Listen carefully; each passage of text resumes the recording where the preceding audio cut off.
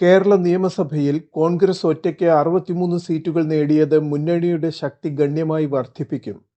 ഇത് ഭരണത്തിൽ സ്ഥിരതയും വ്യക്തമായ നേതൃത്വവും നൽകാൻ സഹായിക്കേണ്ടതാണ്.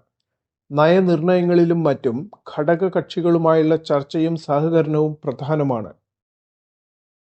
മികച്ച ഭരണവും സമഗ്ര വികസനവുമാണ് ജനങ്ങൾ പ്രതീക്ഷിക്കുന്നത്. അതിന് ഇപ്പോഴത്തെ സാഹചര്യത്തിൽ മുഖ്യമന്ത്രി, ധനകാര്യമന്ത്രി, ആഭ്യന്തരമന്ത്രി എന്നീ പ്രധാന പദവികൾ നിർണായകമാണ്. കേന്ദ്ര സർക്കാരുമായി ഫലപ്രദമായ സഹകരണം ഉറപ്പാക്കുകയും കേരളത്തിന് ലഭിക്കാവുന്ന വികസന പദ്ധതികൾ ഏറ്റെടുക്കുകയും സമയബന്ധിതമായി നടപ്പിലാക്കുകയും ചെയ്യുന്നത് മുഖ്യമന്ത്രിയുടെ കഴിവിനെ ആശ്രയിച്ചിരിക്കുന്നു. ധനകാര്യമന്ത്രിയുടെ ചുമതലകൾ വലിയ വെല്ലുവിളികൾ നിറഞ്ഞതായിരിക്കും. സംസ്ഥാനത്തിന്റെ വരുമാനം വർദ്ധിപ്പിക്കുക, അനാവശ്യ ചെലവുകൾ നിയന്ത്രിക്കുക എന്നിവയ്ക്കാവശ്യമായ ശക്തമായ സാമ്പത്തിക നയങ്ങൾ രൂപപ്പെടുത്തണം. കേരളത്തിന്റെ നിലവിലെ കടവും സാമ്പത്തിക സമ്മർദ്ദങ്ങളും കണക്കിലെടുക്കുമ്പോൾ ദീർഘകാല വളർച്ച ഉറപ്പാക്കുന്ന പദ്ധതികൾ അനിവാര്യമാണ്.